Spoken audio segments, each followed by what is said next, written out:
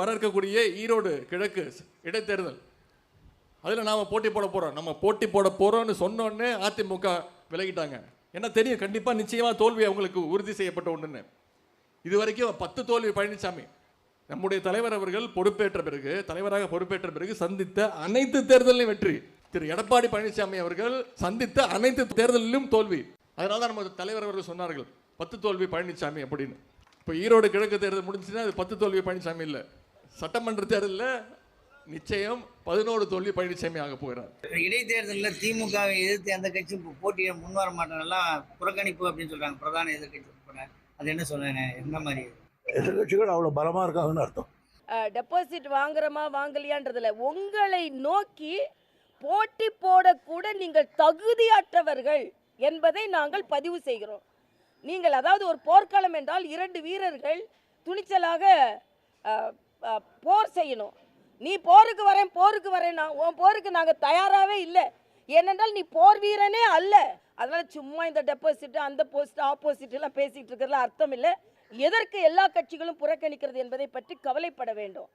களம் சரியாக இருந்து களங்கம் இல்லாத களமாக இருந்தால் எல்லோரும் போட்டிக்கு, ஜனநாயகம் என்றால் நம்பிக்கையோடு போட்டிக்கு வருவது தான் ஜனநாயகம். உங்க கூட போட்டிக்கு வரவே யாரும் தயாராக என்றால் பெருமை இல்லை.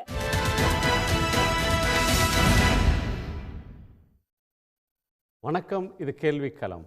ஈரோடு கிழக்கு தொகுதியினுடைய இடைத்தேர்தல் ஒரு பரபரப்பும் சுவாரஸ்யமும் இல்லாத தேர்தலாக மாறிவிட்டது. முதன்மையான எதிர்க்கட்சியான அஇஅதிமுக தேர்தல் களத்துக்கே வரவில்லை. தேசிய ஜனநாயக கூட்டணி சில மாதங்களுக்கு முன்னால் நடந்த விக்கிரவாண்டி இடைத்தேர்தலில் கூட போட்டியிட்ட தேசிய ஜனநாயக கூட்டணி இப்போது அந்த தொகுதியில் ஈரோட்டில் போட்டியிடுவதாக இல்லை, புறக்கணித்து விட்டது. தோல்விக்கு அஞ்சி புறக்கணித்து விட்டார்கள் என்பது ஒரு முக்கியமான வாதம். திமுக காங்கிரஸ் போட்டியிட்டு வென்ற அந்த தொகுதியை அந்த கூட்டணி தலைமையிடம் பேசி தாங்களே நிற்பது சரியாக இருக்கும் என்று கருதி ஒரு வேட்பாளரையும் அறிவித்திருக்கிறார்கள். அதற்கு ஆதரவும் தெரிவித்திருக்கிறார்கள். ஒரு ஜனநாயகத்தில் முக்கியமான எதிர்க்கட்சிகள், விக்கிரவாண்டி தேர்தல் வரை போட்டியிட்ட பாஜக அணி இப்போது களத்திலிருந்து ஒதுங்குவது என்பது ஒரு கூட்டணியை அமைக்க முடியாததனால் ஏற்பட்டிருக்கக்கூடிய ஏமாற்றத்தின் காரணமாக விலகி ஓடுகிறார்களா? திமுகவை எதிர்கொள்ளக்கூடிய வலிமை அதிமுகவுக்கோ பாஜகவுக்கோ இல்லை என்று இதன் மூலம் பொருள் கொள்வதா?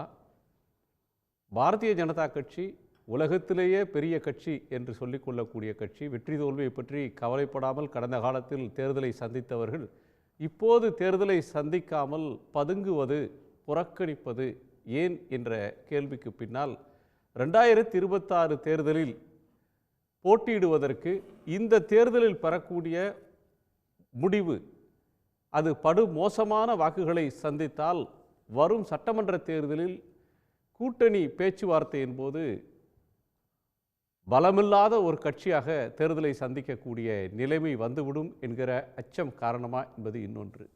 பாஜகவின் மாநில தலைவர் அண்ணாமலை தொடர்ந்து பாஜக வளர்ந்து வருவதாக, எதிர்க்கட்சியாகவே மாறிவிட்டதாக, உண்மையான எதிர்க்கட்சியாக நாங்கள் தான் செயல்படுகிறோம், நாங்கள் மாறிவிட்டோம் என்றெல்லாம் சொல்லி வந்த அவர் தேர்தல் என்று வரும்போது உண்மையில் யாருக்கு மக்களிடத்தில் செல்வாக்கு இருக்கிறது என்ற கேள்விக்கு விடை தெரியக்கூடிய, கேள்வியை நிரூபிக்கக்கூடிய ஒரு இடத்திலிருந்து அகன்று போவது எதனால் என்று நாம் விவாதிக்கப் போகிறோம்.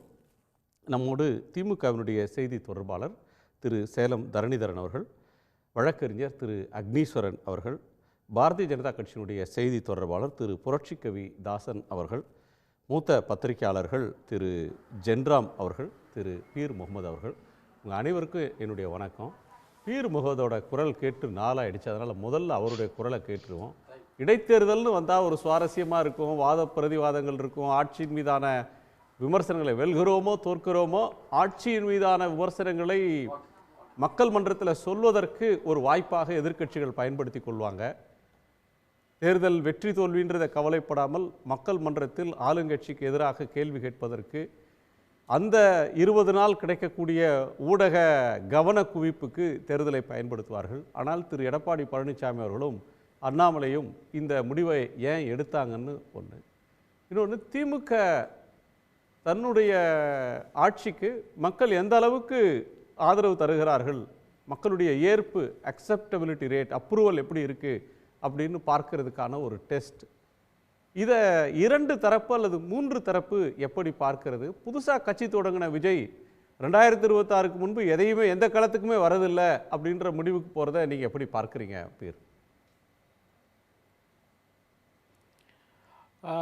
குணசேகரன், ஏறக்குறைய இந்த கேள்விகளுக்கான பதில்களை நீங்களே முதல்ல ஒரு பூடகமாக சொல்லிட்டீங்க அப்படின்னு தான் நினைக்கிறேன். ஒரு திராவிட முன்னேற்ற கழகத்தின் தலைமையில் அமைந்திருக்கக்கூடிய கூட்டணியானது, அதாவது இந்தியா பிளாக்குடைய தமிழ்நாட்டு அணியானது இன்றைக்கு இல்லை, இந்தியா கூட்டணிக்கே அச்சாரம் வைத்த ஒரு கூட்டணியாக இன்றைக்கு 8 ஆண்டுகளாக தொடர்ந்து வெற்றி பெறக்கூடிய கூட்டணியாக இருந்து கொண்டிருக்கிறது. தேர்தலில் ஜெயிப்பது என்பதுதான் இந்த ஜனநாயகத்தில் உங்களுடைய மக்கள் செல்வாக்குக்கான ஒரே அளவுகோல் என்பது தேர்தலில் வெற்றி பெறுவது என்பது மட்டுமே. அது மட்டுமல்ல, கூட்டணி கட்சியான காங்கிரஸ் வைத்திருந்த ஒரு இடத்தை கேட்டு பெற்று நாங்கள் எங்களை நிரூபிக்கிறோம், இன்னும் ஓராண்டு இருக்கக்கூடிய நிலையில், சட்டமன்ற தேர்தலுக்கு ஓராண்டு இருக்கக்கூடிய நிலையில் எங்களுடைய மக்கள் செல்வாக்கை நிரூபிக்கிறோம் என்று களத்தில் முந்தி வருகிறது திராவிட முன்னேற்ற கழகம். இப்படிப்பட்ட சூழ்நிலையில் இவ்வளவு பேசுபொருள்கள் இருக்கின்றன, இவ்வளவு மக்கள் பிரச்சனைகள் இருக்கின்றன என்று சொல்லக்கூடிய எடப்பாடி பழனிசாமி அவர்களோ அல்லது அண்ணாமலை அவர்களோ இந்த சந்தர்ப்பத்தை அவர்கள் பயன்படுத்தி இருந்தால் அவர்கள் ஜனநாயகத்தை சரியாக பயன்படுத்துகிறார்கள் என்று நாம் பொருள் கொள்ளலாம். இப்போது போர்க்களமே இவர்கள் போர் வீரர்களே அல்ல என்று சொல்லுவதோ, இது போர்க்களமே அல்ல என்று சொல்லுவதோ இது பொருத்தமான ஒரு ஜனநாயக நிலைப்பாடாக இருக்காது என்று தான் நான் கருதுகிறேன். ஏனென்றால் இந்த நேரத்தில் உங்களுக்கு என்ன பெர்செப்ஷனை, மக்களிடம் என்ன பார்வையை உங்களது கட்சியை பற்றி, உங்களது கூட்டணியை பற்றி உருவாக்க முடிகிறது என்பது 2026 சட்டமன்ற தேர்தல் எத்தனையோ இடைத்தேர்தல்களை எதிர்க்கட்சிகள் தங்களுக்கு சாதகமாக பயன்படுத்திய வரலாறு இருக்கிறது. அதை நாம் மறந்துவிட முடியாது. ஆனால் அதை பயன்படுத்த முடியும் என்கிற ஒரு தன்னம்பிக்கை இல்லாத காரணத்தினால்தான் அவர்கள் இந்த களத்திலிருந்து விலகி செல்கிறார்கள் என்பதை நாம் கவனிக்க வேண்டியிருக்கிறது. அப்படி என்றால் ஏன் இதை ஒரே ஒரு முக்கியமான புள்ளி இங்கே நம்ம கவனிக்க வேண்டும். திராவிட முன்னேற்ற கழகம் இதை ஒரு கொள்கை கூட்டணியாக தமிழ்நாட்டின் மக்களுடைய உணர்வுகளோடு, தமிழ்நாட்டு மக்களுடைய அந்த சமூக நீதி சித்தாந்தத்தோடு ஒரு திராவிட மாடல் என்கிற ஒரு சொல்லாடலை, ஒரு நரேட்டிவை செட் பண்ணது மட்டுமல்லாமல் களத்திலுமே அவர்கள் மக்களிடம் செல்வாக்கை பெற்றவர்களாக தொடர்ந்து இன்றைக்கு 8 ஆண்டுகள் இருக்கிறார்கள் என்றால் அது ஒரு சாதாரண விஷயமல்ல. இது அரசியலில் மிக கவனிக்க வேண்டிய மிக முக்கியமான ஒரு தருணமாக, தமிழ்நாட்டுக்கான தருணமாக நான் இதை பார்க்கிறேன். நீங்கள் இதற்கு எதிராக நிற்கக்கூடியவர்கள் என்ன கொள்கைகளை வைத்திருக்கிறார்கள், ஏன் அவர்களிடம் கொள்கை பலம் இல்லை, அதனால்தான் அவர்கள் இந்த களத்தை விட்டு அகன்று செல்கிறார்களோ என்ற கேள்வியும் சேர்த்தே நாம் முன்வைக்க வேண்டி இருக்கிறது என்று என்னுடைய முதல் கட்ட பார்வையை பதிவு செய்ய விரும்புகிறேன். திரு புரட்சி கவிதாசன், ஒரு ஆட்சிக்கு இந்த ஆட்சி எப்போது போகும் என்று மக்கள் நினைத்து கொண்டிருக்கிறார்கள், அந்த அளவுக்கு இந்த ஆட்சியின் மேலே அதிருப்தி இருக்குன்னு ஒவ்வொரு நாளும் காலை மாலை சென்னை விமான நிலையத்தில் பேட்டி, மதுரை விமான நிலையத்தில் பேட்டி, கோயம்புத்தூரில் பேட்டின்னு எங்கெல்லாம் மைக் இருக்கோ அங்கெல்லாம் பேசக்கூடிய பாஜக, மக்கள் மன்றத்தில் இவர்களுக்கு செல்வாக்கு இல்லைன்னா அதை நிரூபித்து காட்டக்கூடிய இடம் தேர்தல் களம், அங்கே வராமலே ஒதுங்கி போகிறது அப்படின்றது என்ன மாதிரியான ஜனநாயக செயல்பாடு சார்? அனைவருக்கும் வணக்கம். எங்களுடைய ஆற்றல் மிக்க தலைவர் அண்ணாமலைஜி அவர்கள் மைக்கை பார்த்தா மாத்திரம் பேசுகிறவர் இல்லை, மனிதர்களை பார்த்தாலும் பேசுகிறவர் தான். இருக்கிறதோ அங்கெல்லாம் அண்ணாமலை இருப்பார். சொல்லுங்க. மைக்க நீட்டுறவங்களும் மனுஷங்க தான். மைக் என்ன ரோபோவா நீட்டுது? அப்ப நீங்க தான் மைக்க பார்த்தா பேசுறாரு அப்படின்னா அது என்னமோ மேடைக்கு மேடை முழங்கக்கூடியவர்கள் எடுத்துங்க, அதை திருத்தி வாசிச்சுங்க. இல்ல அதாவது மனிதர்கள் இல்லாத மைக்கெல்லாம் நிறைய இருக்கு, அதனால நம்ம அது உள்ள போக வேண்டியதில்லை. அதனால எங்கெல்லாம் பிரச்சனை இருக்கிறதோ அங்கெல்லாம் அண்ணாமலை இருப்பார். எங்கெல்லாம் மக்களுடைய குரல் நெரிக்கப்படுகிறதோ அங்கெல்லாம் அண்ணாமலை இருப்பார். எங்கெல்லாம் அதாவது ஜனநாயகத்தில் கருப்பு பக்கங்கள் இருக்கிறதோ அங்கெல்லாம் அண்ணாமலை வெளிச்சம் பாய்ச்சுவார். இப்படித்தான் நாங்கள் அந்த இளம் தலைவரை கொண்டாடி கொண்டிருக்கிறோம். எங்கெல்லாம் இருக்கணுமோ அங்கெல்லாம் ஆட்சி இருப்பார்ன்றீங்க. மாற்றம் என்பது இருக்க வேண்டிய இடம் தேர்தல் களம் தானே. தமிழிசை வந்து வெற்றி தோல்வி கவலைப்பட்டாங்களா? இல்ல, ஆர்கே நகர்ல நின்னாங்கல்ல. இல்லை சார், அஞ்சுவது அஞ்சாமை பேதமை அப்படின்னு மாண்புகள் வள்ளுவர் அரசியல் இலக்கணம் வகுத்து தந்திருக்கிறார். அதனால் அஞ்ச வேண்டிய விஷயத்துக்கு அஞ்சித்தான் தீரணும். எதற்குமே அஞ்ச மாட்டேன் என்பது வீரமும் கிடையாது, விவேகமும் கிடையாது.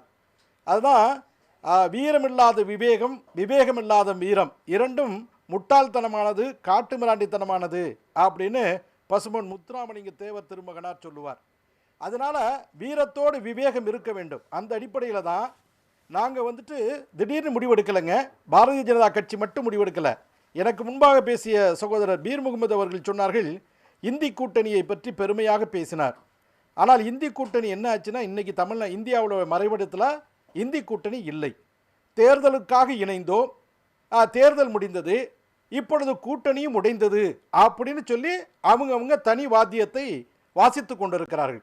அதனால் இந்தி கூட்டணி ஒரு வலுவான கொள்கை கூட்டணி அல்லது என்டிஏ கூட்டணிக்கு ஒரு மாற்று கூட்டணி, மாற்று சக்தி அப்படின்னு சொல்வதற்கு எந்த விஷயமும் இல்லை.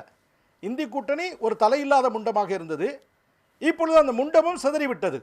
அதனால் நாங்கள் வந்து தேர்தலை கண்டு பயப்பட்டு பின்வாங்குபவர்கள் அல்ல. உங்களுக்கு தெரியும், தலையில்லாத முண்டம்னு சொல்றீங்க, ஒரு உருவமே இல்ல, சிதறி போன ஒரு அணின்னு சொல்றீங்க.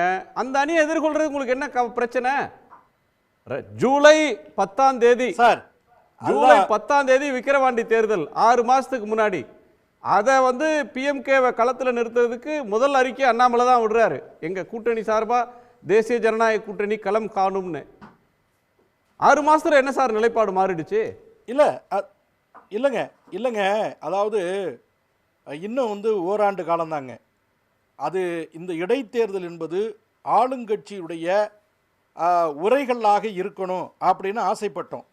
அப்போ ஆளுங்கட்சிக்கு வைக்கப்படுகிற அக்னி பரீட்சையாக இதை எடுத்துக்கொள்ள வேண்டும் என்கிற அடிப்படையில் தான் இடைத்தேர்தல்களில் நாம் வந்துட்டு நம்முடைய ஜனநாயக கடமையை செய்து கொண்டிருக்கிறோம், செய்வோம். ஆனால் ஜனநாயக கடமையே செய்ய முடியாத அளவுக்கு, உதாரணம், அதாவது மதுரையில் அண்ணா பல்கலைக்கழக மாணவிக்கு ஏற்பட்ட இன்னலுக்கு எதிராக சகோதரி குஷ்பு தலைமையில் பாரதிய ஜனதா கட்சியுடைய மகளிர் பிரிவினர் பல்லாயிரக்கணக்கில் போராட்டம் நடத்துகிறாங்க. அவங்களுக்கு அனுமதி இல்லை. ஆனால் வைகோ அவர்கள் தலைமையில் டங்ஸ்டன் தொழிற்சாலை அமைவதை எதிர்த்து அந்த மக்களுடைய குரலாக போராடுகிறோம் என்று வைகோ நடத்துகிறார், அதற்கு அனுமதி உண்டு. அதே இடத்துல அண்ணாமலையும் பேசினாரு, அதே போராட்ட மேடையில, அதே டங்ஸ்டன் மேடையில வைகோ பேசி அதே மேடையில், மற்றவர்கள் பேசி அதே மேடையில, திருமாவளவன் அவர்கள் பேசி அதே மேடையில அண்ணாமலையும் பேசினார். டங்ஸ்டன் போராட்டத்துக்கு அவர் பேசிட்டு வரலையா என்ன? அதாங்க, அண்ணாமலை வந்து வாபஸ் இல்ல அண்ணாமலை வாபஸ் வாங்குவதற்கு பேசினார், சமாதானம் செய்வதற்கு பேசினார். பொங்கல் விழாவை கொண்டாடுங்க, பொங்க வேண்டிய அவசியம் இல்லை, இந்த டங்ஸ்டன் தொழிற்சாலையை தடுத்து நிறுத்துவோம், உத்தரவாதம் தருகிறோம், மத்திய அமைச்சரிடம் அழைத்து போகிறோம், வாருங்கள் அல்லது அவர்களை அழைத்து வருகிறோம் அப்படின்னு சொன்னார். அதனால போராட்டத்தை நிறுத்த சொல்லி பேசுவது என்பது வேறு, போராட்டத்தை நிகழ்த்த சொல்லி பேசுவது என்பது வேறு. வைகோ வந்து போராட்டத்திற்கு கொம்பு செய்வி விட்டார். நம்முடைய சகோதரர் அண்ணாமலை அவ்வாறு அல்ல.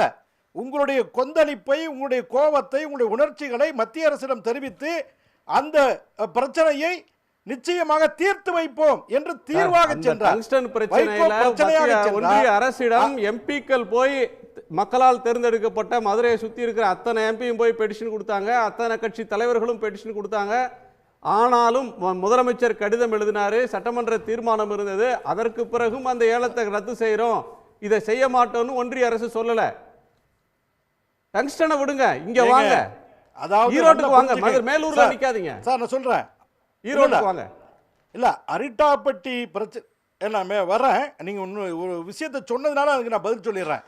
அதாவது முதல் கட்ட ஏலத்தில் இந்த அரிட்டாப்பட்டி சுற்றி உள்ள வல்லாளப்பட்டி உள்ளிட்ட கிராமங்கள் 20,000 சதுர கிலோமீட்டர், 20,000 ஏக்கர், 20 சதுர கிலோமீட்டர் பரப்பளவு எடுக்கப்படவில்லை. யாருமே ஏலம் கோரலை.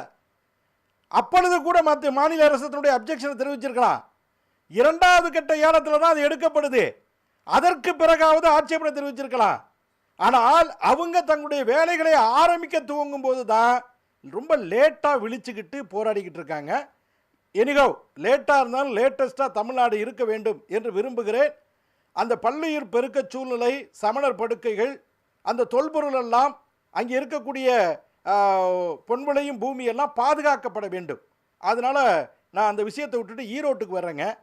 ஈரோடு அப்படின்னா நான் அந்த வார்த்தையை சொல்வதற்கு நீங்கள் மன்னிக்க வேண்டும்.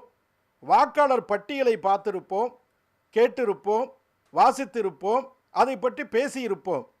ஆனால் ஈரோட்டில் தான் உலகத்திலேயே வாக்காளர்களுக்கு பட்டி என்கிற ஒரு கலாச்சாரத்தை, ஆடுகளை அடைத்து வைக்கிற பட்டியை போல, மாடுகளை அடைத்து வைக்கிற பட்டியை போல, மனிதர்களை அடைத்து வைக்கக்கூடிய மண்டபங்களை அனைத்து போக பொருட்களுடைய உதவியோடு அப்படியே அந்த தேர்தல் முடிகிற வரைக்கும் அப்படியே தாளாட்டிக்கிட்டு இருந்ததை கடந்த தேர்தலில் நம்ம பார்த்தோம். அதனால ஈரோடு ஃபார்முலா, ஏற்கனவே இருந்த திருமங்கலம் ஃபார்முலா, அதுக்கு முன்னாடி இருக்கக்கூடிய ஃபார்முலாக்களை எல்லாம் தூக்கி சாப்பிட்டு விட்டு இந்திய ஜனநாயகத்தையே ஏப்ப விடுகிற ஒரு தேர்தல் ஜனநாயகமாக ஈரோடு தேர்தல்ல நிக்க முடியாதவங்க சொல்ற சாக்கு போக்கு சார். ஒவ்வொரு தேர்தல்லையும் சார் எந்த இடைத்தேர்தல் வந்தாலும் கடந்த 20 வருஷமா 92க்கு பிறகு நடந்த எல்லா இடைத்தேர்தல்கள்லயும் விதிமீறல் புகார்கள் இருக்கு. பொது தேர்தலையே நிறுத்தின சம்பவங்களும் இருக்கு. உங்களுக்கு தெரியாது.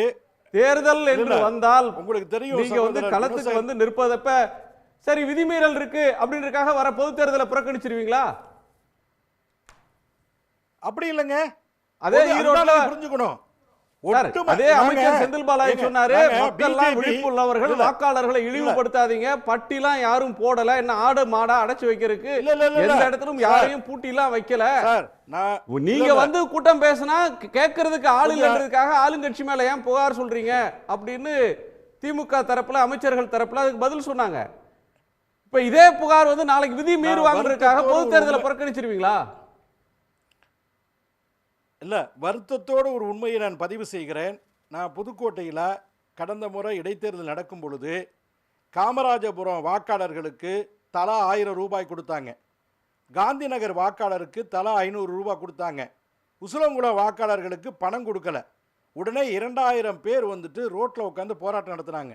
கலெக்டரும் எஸ்பியும் போய் அவங்கள சமாதானப்படுத்தும் பொழுது என்ன உங்கள் கோரிக்கைங்கிறது, அங்கே 2000, இங்கே 1000, இங்கே 500, எங்களுக்கு இல்லை, அப்போ எங்களுடைய ஓட்டு வந்து மதிப்பு இல்லையா, நாங்கள் இந்தியாவின் குடிமக்கள் இல்லையா அப்படின்னு கேட்ட அளவுக்கு வாக்காளர்களை இந்த திராவிட கட்சிகள் அவர்களை காசுக்கு அடிமைகளாக, 1000க்கும் 500க்கும் அடிமைகளாக,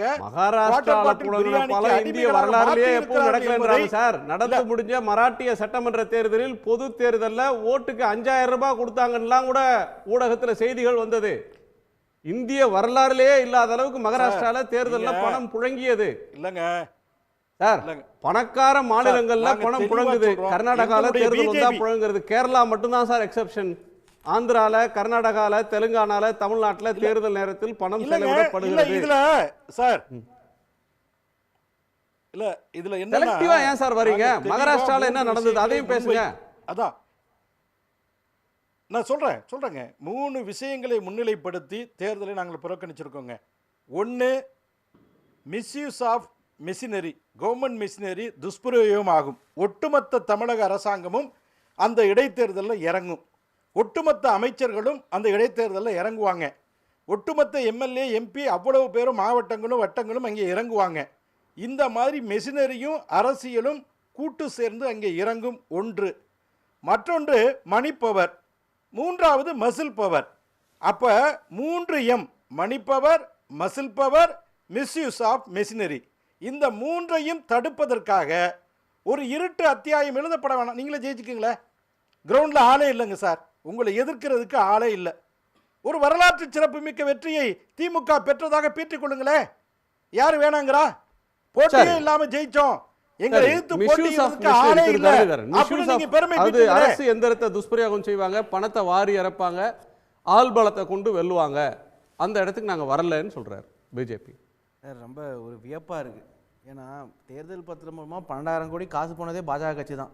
பாஜகவோட உலகத்திலே பணக்கார கட்சி இல்லை அப்படிங்கிறது எல்லாருக்குமே தெரிஞ்ச விஷயம். By the corporate, of the corporate, for the கார்ப்பரேட்னு ஒரு அரசை நடத்திட்டு இருக்காங்க ஒன்றிய பாஜக அரசு. அப்படி இருக்கும்போது அவங்க வந்து பணபலத்தை பற்றி பேசலாமா இல்லை மசில் பருவத்தை பேசலாமா? எலெக்ஷன் கமிஷன் ஒன்றிய அரசு கீழே தான் வருது. அதுலேயும் இப்போ சட்டத்தை ட்வீக் பண்ணி எலெக்ஷன் கமிஷனரை எலெக்ட் பண்ணுற பவரே அதிகமாக ஒன்றிய பாஜக அரசுக்கு தான் தரப்பட்டிருக்கு. அப்படி இருக்கும்போது அவரே என்ன ஒத்துக்கிறாரா? நாங்கள் வந்து செயலிழந்து போயிட்டோம், எங்கள் எலெக்ஷன் கமிஷன் வந்து சரியாக செயல்படுறதில்ல, நாங்கள் தேர்ந்தெடுக்கிற எலெக்ஷன் கமிஷனர்ஸ் வந்து ஒழுங்காக செயல்படுறதில்ல அப்படின்னு அவரே ஒத்துக்கிறாரா? இது ஒரு வேடிக்கையான விஷயம். இப்போ போன அதிமுகவும் பங்கேற்காத இன்னொரு வேடிக்கையான விஷயம். ஏன்னா முதல்ல அதிமுக கட்சி கண்ட வெற்றியே வந்து இடைத்தேர்தலாம் 70களில். அதுக்கப்புறம் 81ல் அதிமுக கட்சி பிளவுபட்டிருந்தது. அப்பயுமே திமுக 150 எம்எல்ஏகளோட ஆட்சி அமைச்சோம். அப்போ வந்து 2 இடைத்தேர்தலில் ஜெயிச்சாங்க அதிமுக. அதுக்கப்புறம் 96ல் ஜெயலலிதாவே டெபாசிட் இழந்துட்டாங்க, தோற்றுட்டாங்க. 99ல் இடைத்தேர்தலில் திருப்பி அதிமுக ஜெயிக்குது. இதே மாதிரி இவங்க 2 பேர். அதே மாதிரி ஈரோடு தொகுதி போன தேர்தலில் கிட்டத்தட்ட 44,000 ஓட்டு வந்திருக்கு. யாருக்கு? அதிமுகவுக்கு. அப்படி இருக்கும்போது இவங்க பாஜகவும் அதிமுகவும் வைக்கிற குற்றம் என்ன? திமுக வந்து ஒரு ஆட்சி சரியாக செயல்படுறதில்ல, மக்கள்கிட்ட வந்து அதிருப்தி இருக்குது அப்படின்னா இன்னும் ஒரு 10,000 ஓட்டு சேர்த்து வாங்கினாலும் அவங்களுக்கு காமிக்கலாமே. போன தடவை 44,000 ஓட்டு தான் நாங்கள் வாங்கியிருந்தோம், இந்த 60,000 ஓட்டு வாங்கியிருக்கோம், 16,000 ஓட்டு சேர்த்து வாங்கியிருக்கோம்னு சொல்லாமல் 25% ஓட் ஷேர் வந்தது அதிமுகவுக்கு. ஏன் அப்புறம் நிற்க மாட்டேங்கிறாங்க? ஏன்னா அதிமுகவுக்கும் பயம், பாஜகவுக்கும் பயம். ஒரு மாணவர் வந்து தேர்வில் எப்போ பயப்படுவார்? நான் வந்து தேர்வில் நான் பாஸ் பண்ண மாட்டேன்னு தெரிஞ்சாதான். ஸோ அவங்களுக்கு வந்து நம்ம ஆட்சியில் சிறப்பாக செஞ்சுருக்கோம், நம்ம சொன்ன பொய்கள் எதுவும் மக்களிடையே எடுப்படலை, திமுக ஆட்சி திராவிட மாடல் ஆட்சி மக்கள் நல்ல ஆட்சியாக இருக்குது, அதனால நமக்கு வந்து 20% 10% கீழே போயிட்டா ரொம்ப கேவலமாக போயிடும் அப்படிங்கிறனால தான் இவங்க 2 பேரும் சந்திக்கல. மற்றது எல்லாமே வந்து நான் ஏன் இப்போ தேர்தலில் அவங்க ஏன் இல்லை ஏடிஎம்கேக்கு வந்து அவங்க ஏற்கனவே வாங்கின ஓட்டை கூட வாங்க மாட்டாங்கன்னு நினைக்கிறாங்கன்றீங்களா? இல்லை பிஜேபி அவங்க ஏற்கனவே வாங்கின ஓட்டை கூட வாங்காமல் அதை விட கீழே போயிடுவாங்கன்னு பயப்படுறாங்கன்னு நினைக்கிறீங்களா? 2 பேருமே நிற்காது ஒரே. ஏன்னா அவங்க வாங்கின ஓட்டோட சேர்த்து வாங்குவாங்க அப்படின்னா அவங்க ஏன் நிற்க மாட்டாங்க? ஏன்னா நின்னா அவங்க காமிக்கலாமே, பாருங்க போன தடவை 10,000 ஓட்டு சேர்த்து வாங்கிட்டோம், 15,000 சேர்த்து வாங்கிட்டோம். ஜெயிக்கிறதுக்காக நிற்கணும்னு அவசியம் இல்லை. ஏன் எந்த தேர்தலாக இருந்தாலும் காமிக்கலாமே. இவ்வளோ இப்போ அவங்க சொல்கிற அவங்க குற்றச்சாட்டுகள் உண்மையாக ஒரு அசியூம் பண்ணிக்கிட்டா கூட அவங்க என்ன சொல்லலாம்? இதையும் மீறி நாங்கள் 10,000 ஓட்டு சேர்த்து வாங்கிட்டோம், 15,000 ஓட்டு சேர்த்து வாங்கிட்டோம்னு சொல்லலாம். அப்படி அவங்க நிற்கவே பயப்படுறாங்கன்னா என்ன அர்த்தம்? ஒரே அர்த்தம் தான், அவங்களுக்கு வந்து அதோட கம்மியாக வரும் அப்படிங்கிற பயம்தான், வேறு எந்த காரணமே இருக்க முடியாது. மற்றதெல்லாமே வந்து ஒரு என்னை பொறுத்த வரைக்கும் பொய் கதை தான். ஏன்னா அது வந்து பணபலம் இருக்குது, மக்கள் அடைச்சி வைக்கிறாங்க அப்படின்னா மக்கள் என்ன தமிழ்நாட்டு மக்களை கேவலப்படுத்துகிறாங்களா? எலெக்ஷன் கமிஷன் என்ன பண்ணிகிட்டு இருக்காங்க? உங்களுக்கு தெரியும், எலெக்ஷன் வந்துட்டா அந்த டிஸ்ட்ரிக்ட் அட்மினிஸ்ட்ரேஷன் எலெக்ஷன் கமிஷன் எடுத்துக்கிறாங்க. ஸோ அதெல்லாம் இருக்கும்போது இதெல்லாம் வந்து சும்மா ஒரு வெட்டு கதை தோக்கிறதுக்கு. நான் இன்னொரு விஷயம் சொல்கிறேன், இந்த ஈரோடு பை எலெக்ஷனில் அதிமுக கிட்டத்தட்ட 25% வாங்கினாங்க. ஆனால் 2024 எலெக்ஷன்லாம் ஓட்டு சதவீதம் பார்த்தா 23% தான். அண்ணாமலை பயப்படுறதுக்கு இன்னொரு காரணம் இருக்கலாம். அவர் வந்து டெல்லியில் ஒரு பிம்பத்தை உருவாக்கி வச்சிருக்காரு, நான் வந்து டபுள் டிஜிட் ஓட்ஸ் எடுத்துகிட்டு போயிட்டேன். டபுள் டிஜிட்லாம் எடுத்துகிட்டு போகல, கூட்டணி இருந்தது, ஸ்டார் கேண்டர்ஸ் இருந்தாங்க, அதனால் டபுள் டிஜிட் இருந்தது. இந்த திருப்பி 5% கீழே வந்துட்டா அவர் பதவிக்கும் ஆபத்து. ஸோ சிங்கிள் டிஜிட்டுக்கு கீழே போய்டுன்ற பயம் இல்லை, 5% கீழே போய்டுன்னு பயப்படுறாங்க. அது ஒரு காரணத்தினால தான் 2 பேருமே நிற்கல. இல்லைனா வந்து இவ்வளோ குற்றச்சாட்டுகள் வச்சுருக்காங்களா 6 மாதமா? அதிமுக சரி பாஜகவும் வச்சுருக்காங்க. இப்போ இந்த சட்டமன்றத்தோட பேசினார், ப்ரைஸ் ரைஸ் அப்படின்னு ஒரு பொய் குற்றச்சாட்டு வச்சார், சட்ட ஒழுங்கு சரியில்லைன்னு ஒரு பொய் குற்றச்சாட்டு வச்சாங்க, ஆட்சி சரியாக நடக்கிறது இல்லை அப்படின்னு குற்றச்சாட்டு வச்சாங்க, நிதிநிலை மோசமாக இருக்குன்னு ஒரு பொய் குற்றச்சாட்டு வச்சாங்க. அப்படின்னா அவங்க மக்களை போய் சந்திக்கலாமே. இப்போ தேர்தல் வந்து ஜெயிக்கணும்னு சந்திக்க தேவையில்லை, தேர்தல் 1.5 வருஷத்துக்கு வரப்போகுது, கிட்டத்தட்ட 1 year and few months. அப்படி இருக்கும்போது அவங்க கேடரை ஆக்டிவேட் பண்ணலாமே. ஈரோடில் ஆக்டிவேட் பண்ணுறது மாதிரி நான் அதிமுக எல்லா தொண்டர்களும் வர போகிறாங்க, அங்கே வேலை செய்ய போகிறாங்க, அவங்க ஆக்டிவேட் ஆவாங்க. பாஜக எல்லா தொண்டரும் வர போகிறாங்க, ஆக்டிவேட் ஆக போகிறாங்க. அது இன்னொரு விஷயம், குறிப்பாக பார்த்தா ஏடிஎம்கே பாஜகவோட ஸ்ட்ராங் ஹோல்டில் நடக்குது தேர்தல். ஏன்னா அண்ணாமலை கரூரை சேர்ந்தவர், கரூர் பக்கத்து மாவட்டம் ஈரோடு. அதே மாதிரி அதிமுக கொங்கு ஸ்ட்ராங் ஹோல்டுன்னு சொல்லிக்கிறாங்க அவங்க. போன 21 தேர்தலில் வந்து கிட்டத்தட்ட பார்த்தோம்னா அதிமுகவும் பாஜகவும் சேர்ந்து 5 எம்எல்ஏக்கள், திமுகவுக்கு 3 தான். அப்படி இருக்கும்போது எடப்பாடி சேலத்தை சேர்ந்தவர். ஸோ அப்படி இருக்கும்போது அங்கே ஈரோட்டில் தான் நடக்குது. அவங்க மூத்த தலைவர்கள், ஸ்ட்ராங் தலைவர்கள் எல்லாம் ஈரோடு பக்கத்தில் தான் இருக்காங்க, அந்த 100 கிலோமீட்டர் ரேடியஸ் தான் இருக்காங்க. அப்படி இருக்கும்போது அவங்க ஏன் நிற்கக்கூடாது? இந்த அளவுக்கு திமுக மேலே குற்றம் வைக்கிறவங்க ஏன் நிற்கக்கூடாது? அவங்க ஒரே பயம், ஓட்டு கம்மியாக வந்துட்டா நமக்கு வந்து 2026 எலெக்ஷனுக்கு நரேட்டிவே இருக்காது, ஏதாச்சும் ஒரு மக்கள் அதிருப்தி இன்னொரு 6 மாதம் கழிச்சு 8 மாதம் கழிச்சு ஏற்படுமா, அப்படி ஏற்பட நம்ம அதை கேபிட்டலைஸ் பண்ணிக்கலாமா அப்படிங்கிறதுனால தான் வெயிட் அண்ட் வாட்சிக்கு தான் போகிறாங்கன்றீங்க. திரும்ப புரட்சி கவிதாசனை தான் கேட்கணும் சார். 1.5 வருஷம் இருக்கு, ஆனால் 6 மாதம் பொது தேர்தலுக்கு 6 மாதத்துக்கு முன்பு நடந்த இடைத்தேர்தலில் கூட எதிர்க்கட்சிகள் இடைத்தேர்தல் நடக்குது. ஆளுங்கட்சியும் எதிர்க்கட்சியும் மோதுறாங்க. எதிர்க்கட்சிகள் வெற்றி பெற்ற வரலாறும் சில இடங்களில் நடக்குது. ஆனா 1.5 வருஷம் இருக்கும்போது ஒரு தேர்தலை அரிதினும் கண்டுகொள்ளாம விடுறது, நாங்க வரல அப்படின்னு ஓடுறது என்னன்னு ஒண்ணு. ஓட் ஷேர் பிஜேபி வளர்ந்து விட்டதாக ஒரு பிம்பம் கட்டி எழுப்பப்படுகிறது, ஒரு மாயத் தோற்றம். அதுல அந்த பலூன்ல ஊசி விழுந்துரும், தேர்தலை போய் சந்திச்சா 5% கீழே ஓட்டு போயிடும், அதனால தான் நீங்க களத்துக்கு வரலன்னு தரணிதரன் குற்றம் சாட்டுறார். இல்லைங்க, அரிதினும் அரிதாகத்தான் இடைத்தேர்தலில் எதிர்க்கட்சிகள் ஜெயித்திருக்கிறது. தமிழகத்திலேயும் அப்படி தான் அரிதினும் அரிதாக தான் நடந்திருக்கு. Rare and rare case. சரி, அரிதினும் அரிதாக இந்த ஈரோடு கிழக்கை எடுத்துக்கொள்ளலாமா அப்படின்னா முடியாது. திமுக கடுமையான நெருக்கடியில் இருக்குது. நெருப்பு வளையத்துக்கு மத்தியில் ஒரு கற்பூர கட்டியாக திமுக இருக்கிறது. அது பற்றி எறிவதற்கான தருணம் இதுவா அதுவான்னு மக்கள் அப்படியே நெருக்கடியில் இருக்கிறாங்க, ஒரு கொந்தளிப்பான மனோநிலையில் இருக்கிறாங்க. ஏற்கனவே அதிமுக ஆட்சியில் எந்தெந்த திட்டங்களை எல்லாம் திமுக எதிர்த்ததோ மக்கள் வந்து வெளியில வந்து ஆதரிக்க வேண்டிய நிலையில மனநிலையில் இருக்காங்க, கொந்தளிப்பா இருக்கிறாங்க. ஆனா ஈரோட்ல மட்டும் சாந்தமா இருக்காங்களா மக்கள்? சார், அதனால தான் நான் சொல்றேன், நீங்க ஒரு பலூன் வந்து வெடிக்கணும், அதுல ஒரு குண்டூசியை போட்டின்னு வைங்களேன், அந்த காத்து இறங்கிரும், வெடிக்காது. ஈரோடு என்பது குண்டூசி. அடுத்த வரக்கூடிய பொது தேர்தல் என்பது பலூன் வெடிக்கிறது. அப்போ திமுக மக்கள் விரோத அரசாங்கத்தை அப்புறப்படுத்த வேண்டும் என்கிற கொந்தளிப்பில் மக்கள் பலூன் மாதிரி பெருகி இருக்கிறாங்க. அது வெடிக்க வேண்டும், தேர்தல் 26 வெடிக்கும். இப்போ போய் ஒரு குண்டூசியை இறக்கிட்டீங்கன்னா ஒரு கால் வந்து நீங்க சொல்றது மாதிரியே ஒரு வாதத்துக்கு வைத்துக் கொள்வோம், எதிர்க்கட்சி ஜெயிச்சிருச்சு அப்படின்னா நாங்க நல்லபடியா வளர்ந்து விட்டதாக, நாங்க தான் பிரதான எதிர்க்கட்சியாக இருக்கிறோம் அப்படின்னு வளர்ந்து விட்டதாக ஒரு பிம்பத்தை சொல்றீங்களே, பலூன் மாதிரி ஊதி இருக்கு அப்படின்னு சொல்றதுல வாங்க ஈரோட்ல ஓட்டு போட்டு தேர்தலில் 10 நாள் பிரச்சாரம் செய்யுங்க, என்ன ஓட்டு வாங்குறீங்கன்னு பார்ப்போம்னா ஈரோட்டு மக்கள் வந்து அந்த பலூன்ல ஊசியை குத்திடுவாங்க, அது சுருங்கிடும், காத்து போயிடும்ன்றதுக்காக நீங்க வரலங்கிறாரு. ஆமா, மக்களோட அதாவது மக்களுடைய எதிர்ப்பு, திமுக மீதான வெறுப்பு நீர்த்து போய்விடும். ஆனால் அதை வந்துட்டு கட்டி காப்பாற்றணும். இந்த மக்களுடைய கோபத்தி ஜுவாலை விட்டு வெளியில் 2026 ஆட்சி அகற்றணும். எங்கள் தலைவர் வந்து ஒரு தவ வாழ்க்கையை மேற்கொண்டு இருக்கிறார். நான் வந்து மிகைப்படுத்தி சொல்லலைங்க. திமுக ஆட்சியை வீட்டுக்கு அப்படின்னு. இப்போ அதிமுக கூட ஒரு ஆட்சியில் இருந்த கட்சி. பாஜகவை பொறுத்த வரைக்கும் திராவிட கட்சிகளோட கூட்டணி வைக்கலைன்னா ஒரு எம்எல்ஏ சீட் கூட ஜெயிச்சதில்லை. அவங்க ஓட்டு சதவீதம் கூட்டணி இல்லாமல் பார்த்தா சிங்கிள் டிஜிட் தான் இருக்குது, ஒரு சில நோட்டா கீழேயும் போயிருக்கு. அதனால அவங்களுக்கு ஒரு 10% ஓட்டு வந்தால் கூட அவங்களுக்கு ஒரு வெற்றி தான். ஆனால் அப்பயும் நிற்கல. அப்படிங்கும்போது என்ன தெரியுதுன்னா, பாஜக வந்து அவங்களுக்கு வந்து 2%, 3% கூட வரும் நம்பிக்கையில் தான் தோணுது. இப்போ பாஜக வந்து அங்க 15% வந்தா பெரிய வெற்றி. அதிமுக கூட சரி, ஆசை அது ஒன்றால் 2014 பொன்னாரு அன்புமணியும் ஜெயிச்சாங்க சார். 2014 பொன் ராதாகிருஷ்ணன் அவர்களும் அன்புமணி ராமதாஸ் அவர்களும் வெற்றி பெற்றார்கள். 19 விழுக்காடு வாக்கு வங்கி கூட இருந்தது சார். தேமுதிகன்னு ஒரு திராவிட கட்சி கூட இருந்தது. அப்ப எங்க சார் எந்த திராவிட கட்சி சார் அதிக சீட் நின்னது அந்த தேர்தல்ல? உங்களை அந்த தேர்தலை லீட் பண்ணது தேமுதிக சார். ஜெயிச்சுச்சா தான் சார் ஜெயிச்சிங்க. இப்ப கூட எந்த திராவிட கட்சி சார்? இப்ப நீங்க சொல்றதே ஒரு வாதத்துக்கு எடுத்துக்குவோம். கடந்த தேர்தல்ல எந்த திராவிட கட்சிகளோட கூட்டணி இல்லாம நீங்க சொல்லக்கூடிய லெட்டர் பேடுகளை வச்சுக்கிட்டு பிஜேபியுடைய தலைமையில என்டிஏ அலையன்ஸ் நின்னதுங்க. 9 தொகுதிகளை 6 தொகுதிகளை டெபாசிட்ட காலி பண்ணிருக்கோங்க சார். பாமக அந்த பட்டியல்ல சேர்க்காதீங்க, பெரிய கட்சி. நீங்களா சொல்லுவீங்க நீங்க சார், நீங்க நீங்க சொல்லுவீங்க சார். நீங்க சொல்லிருக்கீங்க இந்த கட்சியை ஒரு வேன்ல ஏத்தி இறக்கிடலாம், இந்த கட்சியை ஒரு பஸ்ல ஏத்தி இறக்கிடலாம், இந்த கட்சியை ஒரு ட்ரெயின்ல ஏத்தி இறக்கிடலாம். அந்த கட்சி ஜெயிச்சிருக்கலாம், தோத்துக்கலாம். அந்த கட்சியோட வாக்கு சதவீதம் யாரும் சொன்னதில்லை. பிஜேபி தமிழ்நாட்டுல இல்ல சார். பிஜேபி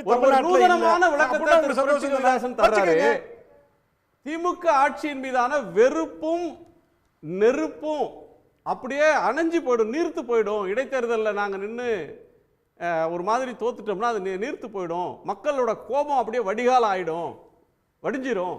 அப்படி இல்லாம அப்படியே இந்த கோபத்தை கனலை அப்படியே தகுக்க வச்சுக்கிட்டே இருந்தா 1.5 வருஷத்துல அந்த தவ வாழ்க்கையின் இறுதியில ஆட்சி அகன்றிடும் அப்படின்னு சொல்றாரு.